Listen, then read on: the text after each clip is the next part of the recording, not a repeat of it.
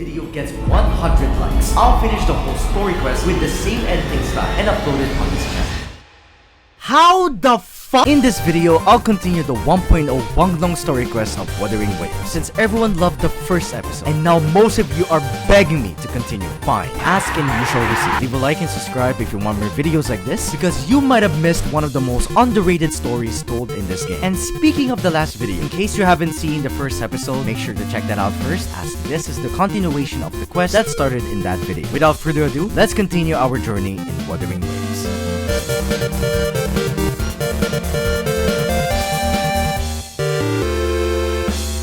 Last time, we were reminded that in 2 days, I'll have the opportunity to make conversation with the magistrate. In the meantime, we'll use those 2 days to explore Wanglong for ourselves. As I was making my way to the city gate, we were interrupted by Yang to inform us of how to upgrade or build our resonators in order to unleash bigger damage. I don't want to upgrade her, bro. We are also introduced to the training camp, which reminds me of the ley lines in Genshin Impact to form from materials you need to upgrade your resonators. But in this case, it's all packed in one place. In front of the city gate, we can see a young lady talking to the 2 soldiers on post. Wait, is that Jianshin? The young lady is a resonator whose sole purpose is to bring back a missing person to its grandfather in the city. Yet the soldiers wouldn't allow her due to the dangers they may have to face outside. One of them mentioned Jian, the general of Midnight Rangers, which is the primary military force of Jinzhou, who is currently at Norfolk Barrens in the front lines. The soldier reassures the young lady that General Jian will take care of the situation. What's the point of staying here? Because I'd win! Despite her persistence, the soldiers still prohibited her to step foot outside the city, especially since she doesn't have an access pass, which lets you gain access to places in certain areas. But Rover has one. Yeah, bro, I'm a big deal! Your access pass has been verified. And we decided to help her out. The monk over there is coming with us. We soon find out that her name is Jianzi, which makes no sense because she never told us her name. It just appeared out of nowhere. Anyway, she explained her reasoning for leaving the city in detail. She found Mr. Zhongye, an elderly man, on her way to a mountain who seemed to be looking for his grandson, Jiuan. Out of pity, she willingly volunteered to look for him, as it's the least she could do. You're willing to go to such lengths with someone you don't know. As for her identity, she grew up in a mountain with her masters, dedicated to training the ultimate martial arts, specifically Feng Yishuan, which is the name of her normal attacks in-game, and is inspired by Jing Yishuan, an actual martial art. Anyway, she was tasked to continue her training outside the mountains on her own, and has been to numerous places, including Jinzhou. Back to the matter at hand, Jianxin informed us that Jiuan is most likely in Desert Highland. Let's go together. Of course. Alright, bitch, let me pass, motherfuckers. I wasn't planning to put this on, but on my way there, I saw this big boy out of nowhere. What is that? That looks elite. I'm kind of scared. But we're gonna fight, cause it's easy. Story isn't over. What the? I'm one shot. Run! Why am I fighting this guy? He's chasing me again. Let me out! Oh, he's dumb. Where are you going? Let's go! A reminder to myself, don't approach enemies with the obvious red glow on their bodies. You fucking dumbass. After unlocking another Nexus tower and a bit of exploration, I arrived at the nearest rearguard base and asked questions about Jiuwen. We found out that he's a determined lad that wants to join the forces and participate on the front lines, despite not being enlisted. According to the Midnight Ranger, his only possible location is in the rearguard's camp up ahead. Additionally, we were requested to reactivate 2 detection beacons since we'll be passing it along the road, and thus the game introduced the sensor.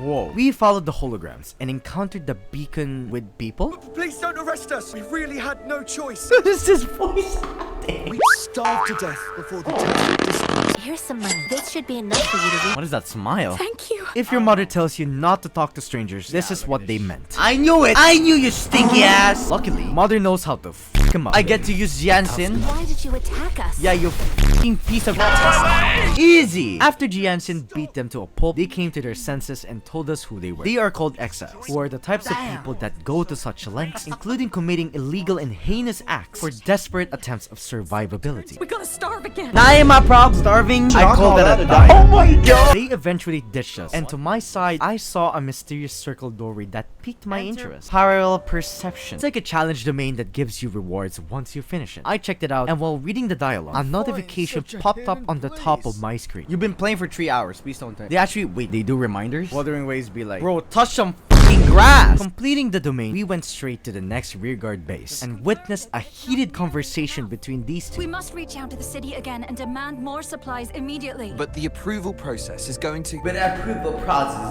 TLDR, the reason why these two look and sound agitated, tired, and annoyed is because it's showing us the crisis that's happening outside Jinzhou due to the frequent tacit discord outbreaks that's happening in Norfolk Barrens. It explains their restless behavior, current state of mind, and the fact that multiple things are happening all at once. It encapsulates what a war looks like. Looks like they don't even have the time to catch their breath. One of the medics mentioned that veterans in the past had it worse, as previous soldiers were just ordinary people and the battles were way brutal. This statement alone perfectly emphasizes the weight of the situation, implying that this war has been present for a long period of time, constantly fighting for peace and welfare, which is the ultimate goal of the Midnight Rangers. Jianxin asks where the quartermaster is, the one that manages the equipment, clothing, supplies, and materials the soldiers need, and finds him at the top. She got the opportunity to ask Jiuan's whereabouts. The quartermaster proceeded to express how stubborn the boy is due to his eagerness to join in the front lines, able to trail their movement over the past year. With the battle escalating, it's getting increasingly dangerous out here. I shouldn't keep him here any longer. He finally tells us where Jiuan is, so Jianxin went to him. As for us, we pulled out the Magenstein and asked the quartermaster any essential information that might be useful. In the recording, I didn't click the dialogue options that would provide extra information about the Magenstein. I can't help but be curious, so I did my research and found the response you receive if you were to click the choices. Take out the mangosteen. What are you doing? What's going on? Hold your hands up. Oh,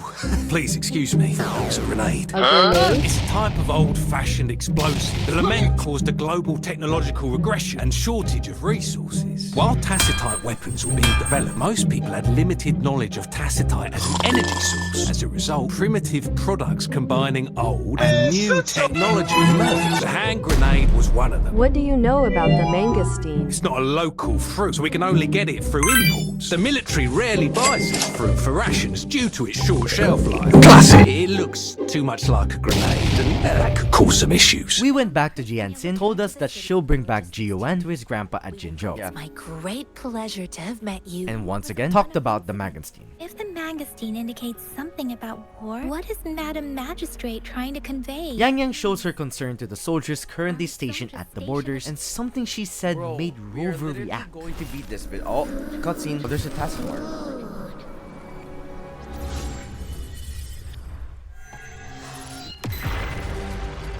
Whoa! Bro, what the f is that? Oh my god!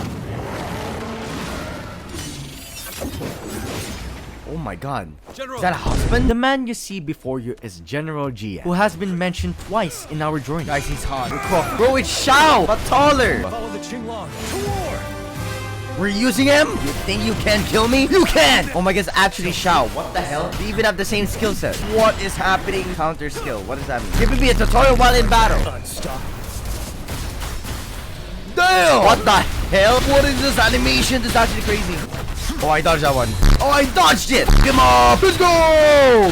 Let's go! Following the successful fight against the Impermanence Herald, it flashes back to Yang Yang. Are you alright? I had a vision. Yang Yang explains that the vision we just saw might be the ongoing war that's happening in the Norfolk Barrens. And the dragon we saw during the battle was a Tinglo, a teal dragon, which happened to be the Midnight Rangers emblem and General Jiyan's symbol, their leader. And according to real Chinese mythology, Tinglong is referred to as the Azure Dragon, which is illustrated like this. And in case you're curious what Yang Yang says if we choose the latter option, this is her response. Describe the woman in red first. A woman in red who can control the tacit discords. Could it be one of the Fraxitas? And I do remind, this is the same woman we saw at the end of Act 1. They look important, if that wasn't obvious. Now, Rover is starting to question her own capabilities. How come I'm having a vision about someone I've never met? There's something or someone inside me. But what is it? Why does Yang Yang have no emotion whatsoever? In the midst of solving such conflicts, Rover thought of an idea. What's happening right now? What me doing? Rover? I didn't include this last episode because I didn't know it was important, so that's my bad. But Baishi mentioned that the leaf showed residual fluctuations of tacit discords, which points to a set of coordinates. Rover locked in and immediately knew where it was, which in our convenience is right in front of us. And Are we that going there? is Teacher Village in the Central Plains. And thus conclude the Act 2 of the Wang Long story quest. us. We finally arrived at Sichi village and saw a tacet field. We decided to clear it first. After purifying the area, we decided to investigate the village. We found 3 things that are worth investigating. The tattered wooden plaque is one of the first. People with certain beliefs use these items to host ancient rituals in their villages. However, Yang Yang mentioned that it's odd to find one in an area like this since they are usually placed in ancestral shrines. The second is the strange tacet discord, who has the ability to talk.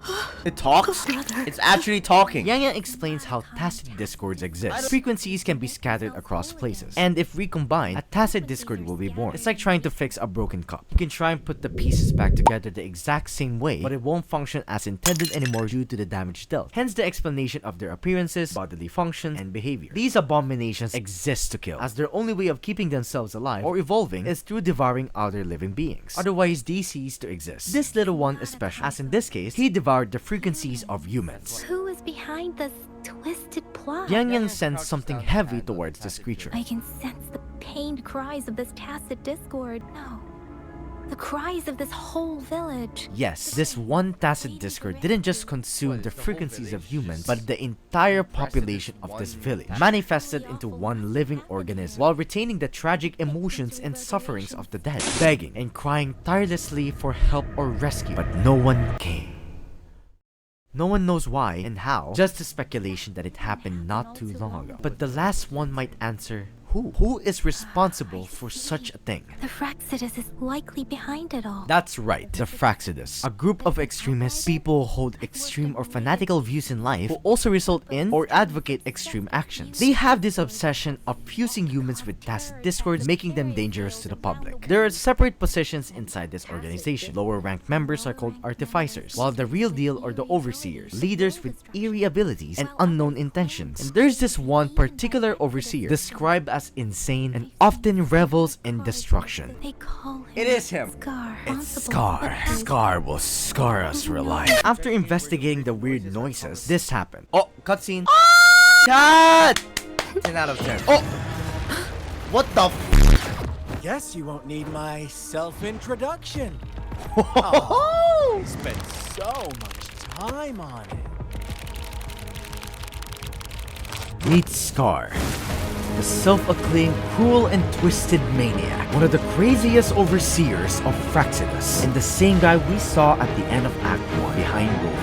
Yes, I am Scar. Scar explains that he wants a private exchange with Rover to avoid unwanted influence from other parties like Yang Yang, hence her disappearance. And so, he begins his lengthy discussion. I have a lot to share with you. Somehow, Scar is aware of Rover's identity, her forgotten memories. I heard you've lost your memory. How did you know, bro? So, it's true. The fact that he's a literal creep, you followed me. So you noticed. I am flattered. And us being the center of conflict? You are the unknown variable we've been waiting for. According to Scar, Rover possessed something special with it, and everyone has their eyes on us. We are more valuable than we thought, and Mel Topaz implies that we are a pawn in their eyes, being used for their own benefits, and him being the only sincere and honest person towards our protagonist, seeing her as his dear friend. You're just trying to make me join your side. Scar forced us to play detective, specifically figuring out what happened to this village. There are 2 choices to pick. Either the Fraxidus manipulated the villagers, or the villagers killed each other. Second choice doesn't make any sense, as there was no obvious evidence that leads to this hypothesis. So the first choice seems more reasonable, right? The truth is far more complicated. Scar introduces us to the players. An innocent girl, a revered leader, and a flock of simple villagers, with themes such as false devotion, fleeting kindness, collective deceit, and senseless killing, along with one poor vulnerable soul caught up in this mess. Rover, story is yours to spin. Scattered across the village, we investigate clues Scar provided one by one. The first clue seems to be a torn page from a child's personal diary, March 12, unknown year. It narrates about a young girl who recently moved to a new home from an area full of monsters with her uncle, and her parents nowhere to be found. The child seems to be enjoying the new place, and is eager to stay while waiting for her parents. December 5, unknown year, states about celebrating the birthday of the girl. She tells us about everyone being nice towards her, mentioning that she's their lucky charm because she keeps the mean monsters away. However, 8 8 months have passed and her parents still haven't arrived in this village. She questions if she'll be able to see them again. December 5, 4 years after the previous entry, celebrating her 4th birthday in the village. Apparently, she became the daughter of the village head, and if you read the last sentence, it reveals that she's somewhat special, having the capability to keep tacit discords from attacking the village, which was hinted at in the last entry. 4 years have passed and her parents are still nowhere to be found. Maybe presumed dead? It was never explained. Once upon a time, in a peaceful village, lived a flock of carefree lambs. In the day, they toiled for food, and when evening fell, they sought refuge from the looming threat of wolves. Quite the storyteller, aren't you? Following the tacit discord, we stumbled upon our next clue. Paper slips, each containing someone's wish. I wish I could stand up again. I want money. Give me my gotcha whip. To their surprise, it was granted, but with a price to pay, and that consequence left them with regret and a desperate attempt to ask for salvation. One day, a shepherd visited the village. The shepherd brought them promises of abundance and protection. The lambs, drawn in by his words, soon lived in comfort and security. With a wave of his hand, the shepherd could grant their every wish. His flock obeyed, bowing their heads, pleading for better food and shelter. They no longer had to struggle for survival, as their once meager lives were replaced with endless luxury. The flock worshipped their shepherd-turned-god, praising him, holding him in the highest regard. Scar asks, if we were in the exact situation as the White Lambs, would we have done the same? We are all created equal. There should be no hierarchy. So we agree already. Following the tacit discord again, Scar continues his story after picking up another crumbled page from a children's book. Ever since the White Lambs were adopted by the shepherd, they celebrate their new god in unison every night, except for the one little black lamb. And let me guess, the black lamb is Scar. Scar proceeded to ask us, Do you think someone would give you what you want without taking anything from you? I don't know what quid pro quo is. Quid pro quo is asking something in return after doing a certain deed for them, if you don't know. Scar is trying to highlight a point. People with political power are greedy, mischievous, and manipulative, since they execute actions that would benefit them the most, despite the toll the other party will take. And due to the toxic temptations of human nature, this always works. Being in the illusion of what it seems to be a happy environment, fooling themselves in a reality that's twisted. But ignorance is bliss, and thus it matters not to the blind. On the last clue, a wall is full of markings stating words or phrases like monster, witch, banisher, all her fault, written thickly on the surface. Scar continues his storytelling. The shepherd introduced an unspoken rule to the village, in which the black lamb violated by telling the truth. And ever since, no more wishes are being fulfilled due to the lack of sacrifices being made. Scar provides us another question. After witnessing the Black Lamb's actions and hearing from their almighty shepherd, what do you suppose the White Lambs did? Gathering all the clues we know, we approached Scar and shared our final conclusion of the tale. The first question. Who was the real culprit behind the diminishing number of lambs? It's the shepherd. The shepherd is responsible for the gradual disappearances of the White Lambs. If you paid attention, in order to fulfill wishes, you must sacrifice something. However, it was not clear as what the lambs were exactly sacrificing, which leads us to the second question. What price did the lambs pay for their wishes? Their lives. According to Scar, life was the most valuable thing they had to offer. This explains the slow decrease of the White Lambs population and why the sacrifice is considered risky. Now for the final question. What happened to the Black Lamb? Don't rush. Oh, I like to believe that it survived, but or everyone killed him. The shepherd was granting wishes by sacrificing the lives of lambs. The flock found out the truth, but chose to be his accomplices, and they willingly offered the black lamb as another sacrifice.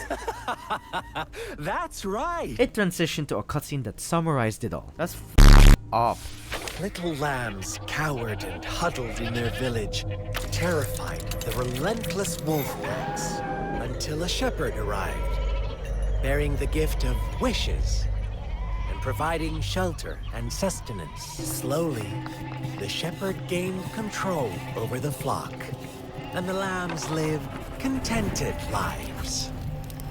But this is not the end of our story. The shepherd found the solitary black lamb in his flock and offered to grant any wish it desired. In exchange, he wanted one of its companions as a sacrifice. The black lamb refused, and it was shunned by its flock, left they without slowly go away. shelter Oh, that's so or cool. sustenance. After the black lamb's exile, more lambs continued to vanish. shepherd then blamed the Black Lamb for breaking the rules.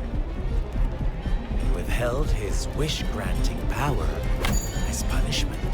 From the very beginning, the lambs knew the risk of making wishes. They too could become sacrifices for those of others. But they always believed it wouldn't be them. Meanwhile, some lambs reasoned that since they had already risked being sacrificed for someone else's wish, it was then only fair to pass on that risk for a chance at fulfilling their own desires. So they continued to play the game. They all knew the consequences, but chose to remain silent. Fearful, yet greedy. They followed the shepherd's orders and made wishes again and again. Until one day, a brave black lamb spoke up, shattering the flock's facade, their illusion of a peaceful and happy life.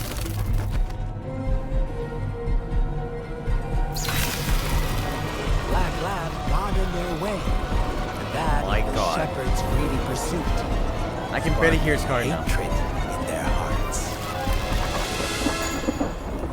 Suddenly, they could no longer ignore the blood and ashes of past sacrifices littering the ground. That's a cool visual. I like that. How do you like my story, Rover? This is one of the most disturbing tales I've heard by far in this game. However, it makes me wonder, how does this tale correlate to the events of Sichi Village? Who is the shepherd? Who is the Black Lamb? What is the point of this story? While we're trying to figure it out, Scar does something diabolical. Whoa! Alright, I'ma beat your ass! Bro pulls a Gojo and summons his own domain expansion, the Elysium. Is this a boss? I'm kinda scared. Oh my god, the enemies are kinda cool. Bro, this is so easy. I don't know why you're talking so much. Shut up, Scar. You're gonna get a scar when you fight me. At the end of this dimension, we went through a door that would lead to Scar. Whoa, cool visual. What? Oh my god. Whoa, chill. We're fighting Scar for the first time. Oh my god. Bro's just jumping. Parried, parried. Oh, Yang Yang?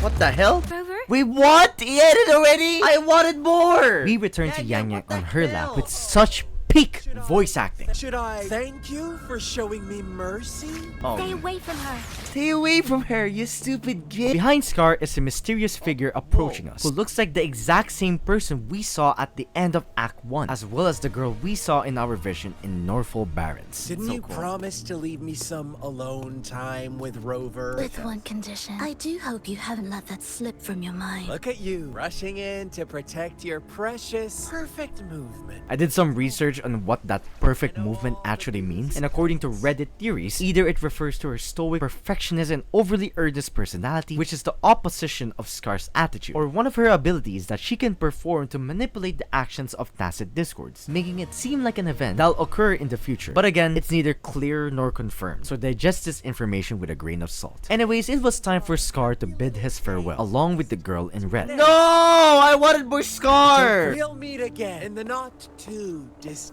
future. Remember the strange tacit discord earlier? Yeah, bro makes a comeback, repeating the same word again. Your brother fucking Scar? We tell Yang Yang the details of our conversation with Scar, mentioning the tale from the children's stories somehow being related to the incident that happened in this village. Perhaps this talking tacit discord could be the clue to finding out the answer.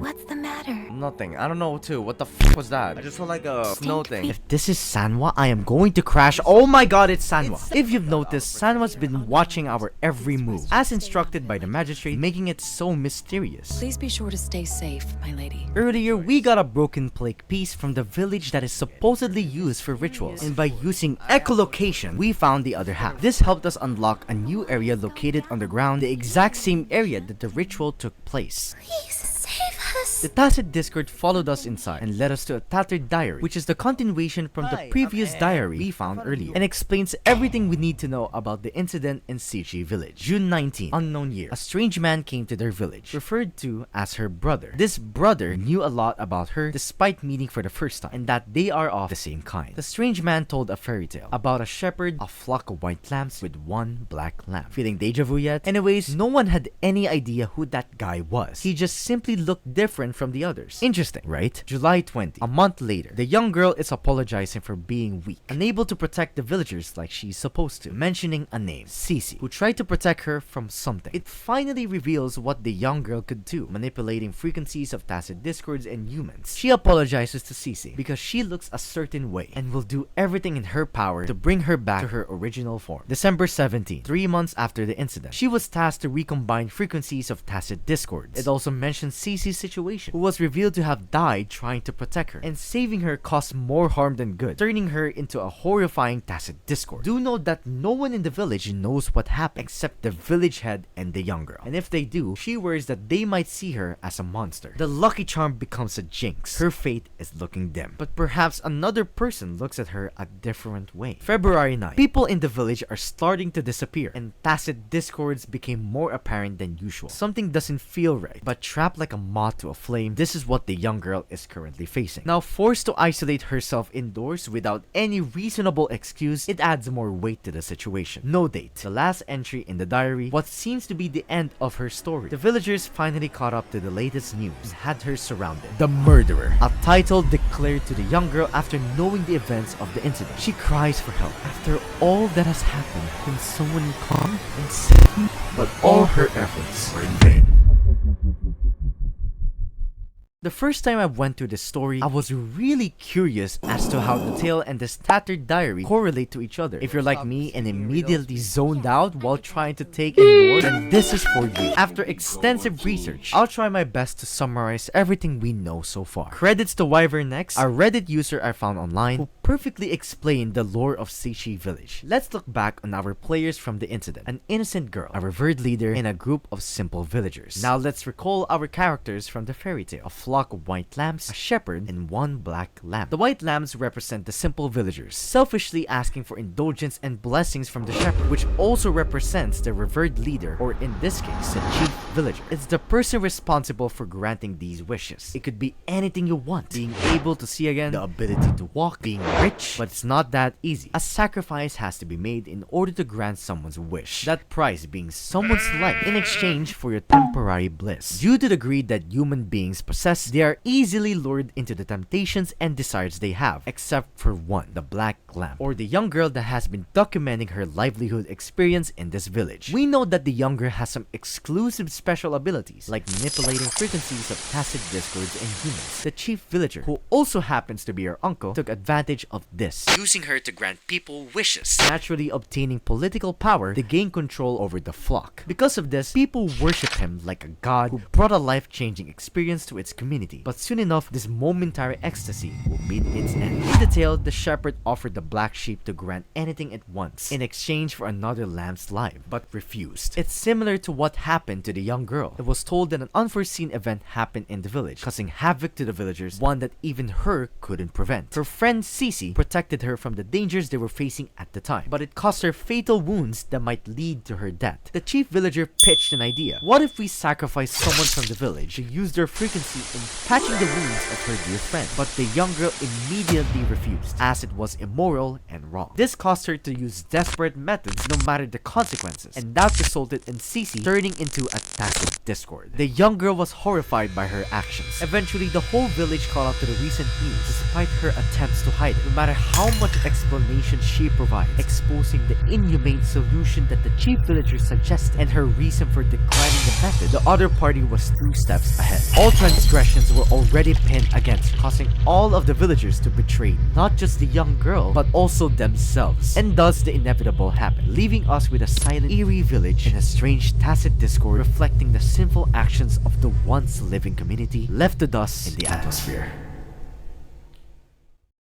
Doing the research for this part of the video, it made me realize how underappreciated this story is. It perfectly shows human nature, their decision making influenced by greediness, selfishness, resulting in consequences they've yet to experience, and just how easy it is to break people. Their sinful, self-centered attitude caused their inevitable downfall. And the way Scar compared these series of events to a children's tale, it summarizes the point of the story. Nothing will be enough for one person, and as long as they follow the quest for yearning, it will be a never-ending cycle of dread, frustration, leaving us unsatisfied with what we already have, only to lose it all because we wanted more. If you think Wuthering Waves 1.0 story is bad, I suggest rethinking that opinion, because this is by far one of the most disturbing pieces of content I have consumed in this game. It honestly deserves more credit than it's given. After that whole roller coaster of events, that concludes Act 3 of the Wang Long story quest. I was on my way to continue the story until the game told me that I have to reach Union level 11 to keep playing the story. Does this game think I'm weak? After 40 minutes of pure grinding, I eventually reached Union level 11 and continued Act 4, where we reunited with Chixia to tell her of our journey in the Desert Highlands and Sichi village. Chixia mentioned that the incident we stumbled upon happened ages ago, even before the current magistrate took place. I didn't find anything in the files about that little girl you mentioned. My guess is that the young girl from the village is actually the woman in red we saw together with Scar. From the looks of it, she has powers that suggest manipulation, or controlling frequencies even. Or maybe I'm just a dumbass, who knows. Why did Madam Magistrate point you to Chi-Chi Village anyway? I don't know, you tell me! But I know, and I'll tell you. Let's just say the magistrate read this educated like a book. She knew that everything was going to happen the way it's supposed to. From our arrival in Desert Highlands to meeting Scar in the Sichi village. Even Samo was there to monitor the situation, implying that she read the script before anyone else did. With each clue being revealed over time, we are close to figuring out who is a rover. And then we remember the sundial. The sundial's the last token we need to work out. If you remember from last episode, the sundial consists of two layers. The outer layer representing the 12 sessions or time periods, and the inner layer representing a cardinal direction. We learned that the time in the academy was Wei, the 12th section of the day, while the cardinal direction of Sichi village was south. Utilizing these clues, we were able to unlock the sundial, revealing the contents of the paper scroll. And it looks like it's a map of Jinzhou's Grand Library. If you need to visit the Grand Library in Jinzhou to find out who you are, I think it suggests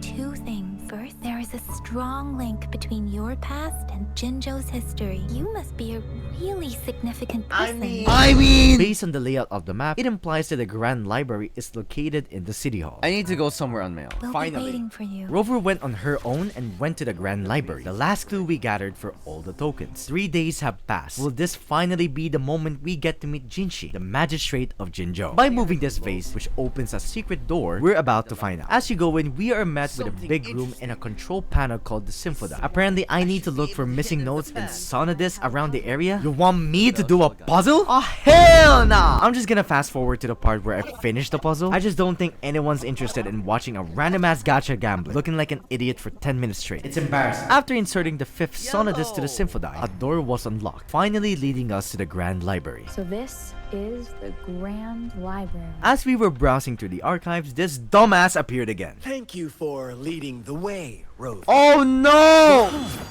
Thought you'd seem a bit more surprised. I wonder why. Whoa! Oh! JJ! What the? Oh, you suck! Do you really think you can trap me here? Oh my god, it's fucking Gojo, bro. I can't stay Another domain expansion! bit longer. You're not going anywhere!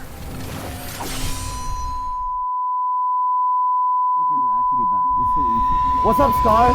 We meet again. You think you could stop me, bro? Literally so easy. Oh my god, what is happening? Oh my god! Scar just fucking comboed me. Come here, Scar. Oh, I dodged ya. Oh, you would have missed ya. Damn. Boom, boom, boom, boom, boom. Oh my god. Bro, I got. Oh my god. Oh my god. You baby boy. Carry your ass, baby boy. Gojo time. What the f is that? What am I fighting? Chill! Okay. Still a way that. Oh my god, how did I dodge that? Why can't you place some of that trust in me? Shut the f up, Scar! Dodge! No, what the f is this? The Hulk treatment. Oh! F? Oh! Oh, sh! got owned, mother. Oh god, what the I missed. I didn't get to dodge. What is that? Yep, finishers, and that's where you die. I'm too good at this. Oh my god. Woo! Damn! Scar, you suck! Oh my god, what is happening? So you knew I was following you all along. Since when? Did I skip a chapter? Because it looks like Rover expected Scar to follow him to the Grand Libraries. But how? Did bro get spider sense? Plot convenience? I don't get it. Would you be so kind as to tell me how you set me up? This transitioned to a flashback, explaining how they set him up. Now I have retrieved the magistrate's message for me from the puzzle box, but it only points me to the Grand Library. There's no meeting time. Something is still missing. I've solved the puzzle, the discs have been rotated, and the two symbols are now glowing. With this glowing light, a shadow is cast on two other symbols.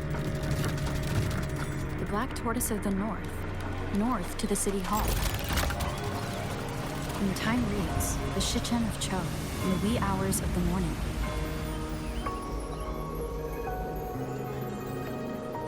Damn. Jinzhou!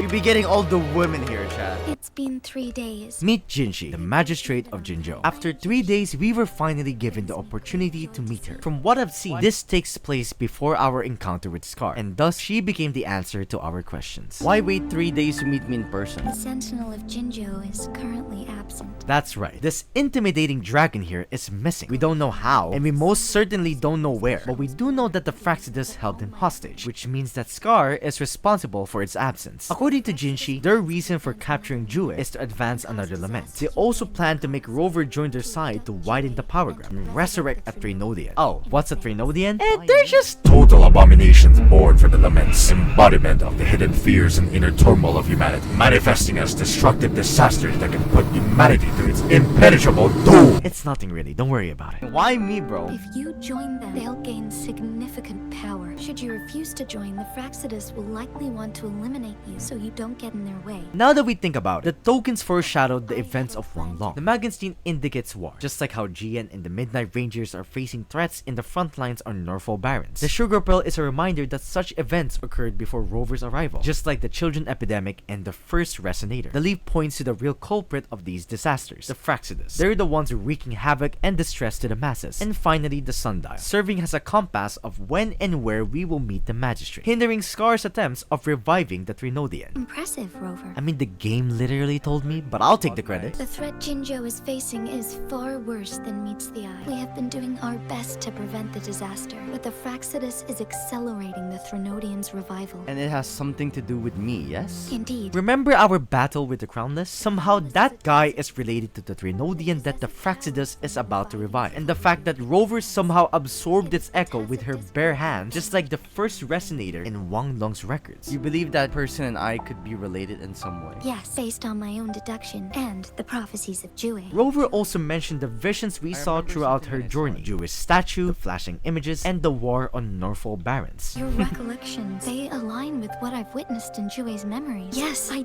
do remember seeing something similar. I believe it had truly happened in the past. You may be the person mentioned So it in our is record. me. You heard it. The one who was mysteriously found in the Gorges of Spirits. A Resonator who has a tacit mark on their right hand, who 1v1 the Crownless and won by a landslide, absorbing the echo with her bare hands, and the founder of Jinzhou. Yes, Rover is the first Resonator. But how did this happen? How did she forget her memories? What happened to her past self? Why did she reappear in the current time? These questions are still unknown, but there's still more ahead of The us. Trinodian is resurrecting, and our nation is in grave danger. This reminds me of the Trinodian War all too much. Perhaps this has something to do with your mysterious appearance in Jinzhou. You mean I showed up to protect Jinzhou like the historical hero did? I don't plan to believe in a hero showing up out of nowhere and protecting us. But isn't that what's happening right now? Jokes aside, this whole conversation shows the magistrate's personality, her sense of responsibility, her love and care for her people, and the fact that she's confident in herself and her companions to keep this place safe. Looks like Jinzhou is in the right hands. If you ever need me again, you need only ask. Let's keep this a secret between the two of us. How does that sound? Sure thing. I don't have a choice. Back to the matter at hand. Scar is now arrested by Jinzhou Jinzhou due to committing multiple felonies in Wanglong and now forced to answer our question. Sure, why not? What do you want to know? Why did you kidnap Jue? Jue, the sentinel of Wanglong, was captured due to its capability of predicting future events and correcting them. This way, no one will know what hit them without someone snitching and spoiling the script. Why are you obsessed with reviving the Trinodians? The Trinodians are the key to bringing the true lament. What on earth is the lament? Last episode, it was told that the lament is a general term for all the disastrous events in Jinzhou that includes tacit discords, and the true lament brings that destruction and countless reverberations, insinuating that it's way worse than we expect. It's also a way to create new life forms in a civilization, wiping the current society in the history books. As to why he's following Rover, we already know the reason. We want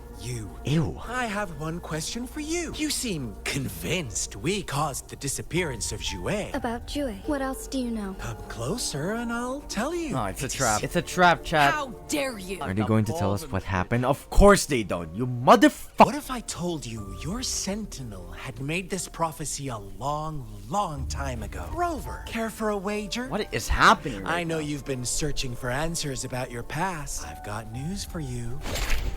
Oh no. Watch out! You are one of us, the Black Lambs, and you Whoa. have been chosen to join us, ushering in the new world. Once you discover what you really are, you will come to us with no hesitation. Fraxidus awaits your arrival with open arms, and I look forward to that day in sincere anticipation. They put Scar in jail, and Rover tried asking Jinshi what Scar said to her, but she told us that it's highly sensitive information, so no. How important is Jue to Jinzhou? Just think of Jue as someone's supervisor who checks on you if you're doing the right thing, while also accurately predicting the future every time. Yeah, Ro is pretty important. Jue once told me to deliver a message to you. According to the prophecy of Jue, our next agenda is to meet General Jian of the Midnight Rangers when raindrops fall upstream. It will help us know more about our real identity. Jinshi also mentioned the Black Shores, an organization who works in secrecy with the purpose to prevent laments from occurring. One of the members contacted Jinshi upon Rover's awakening to gather information and figure out our capabilities as a resonator. They wear a monotone pale flower on her body known as the Blake Bloom, the symbol that represents the Black Shores. There sure are a lot of people keeping an eye on me. As we were given the reference photo, we came back to a familiar vision.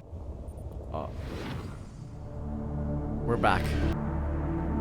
Rover, are you alright? No, I'm not. If we pay attention, Rover was wearing the Blake Bloom. The Black Shores must have a deep connection to Another your deep past. connection. Everyone has a deep connection to my past. I suggest keeping an eye out for the Black Shore members. They could prove to be your valuable allies. I'll do my best to find Jue and tell you everything I learned from it once I return. This is my promise. We bid farewell to Jinshi and thus conclude Act 4 of Wanglong's story.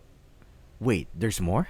Sanhua. Jinshi told Sanhua that she'll take another temporary leave. Should I continue protecting that rover? Sanhua, you can place more trust in Rover and me. Sanwa. Let me cook. Sanhua leaves, and Jinshi calls someone over the virtual screen. Both the interrogation and my appointed meeting with Rover have already finished. Scar only needed the two of you as his audience. Is that Changli? It's Changli! An important question was asked by Changli. What did our captive from the Fraxidus tell you about Jue? That Jue had predicted I will have to fight it one day. A fight that will shape Jinzhou's future. Well, that is unexpected. According to Jinshi, she last sensed the sentinel in Mount Firmament, an area that rests in stillness, meaning the absence of movement or sound. Basically, a very quiet place. It was also the place where the first people of Jinzhou used to live, and the first appearance of Jue. I am the magistrate of Jinzhou, appointed by the Sentinel itself. My job remains unchanged. I will fulfill my duty as Jinzhou's magistrate, no matter what. I will do what I must. Okay, girly. And finally, that concludes Act 4 of Wanglong's story, as well as today's episode. Before I end this video, I just want to say thank you to 3,000 subscribers. The amount of support given last episode was overwhelmingly positive, and as promised, I will continue until Rinasita. I hope this video gave you a better perspective on the 1.0 story of Wuthering Waves, because it's not as bad as most people think. But it's not over yet, because next episode we will go to war. So if you enjoyed it, please leave a like and subscribe. Don't forget to follow my socials, links in description. I'll be active on these platforms for you to know what I'm doing, and for that, I'll see you in the next video. Goodbye.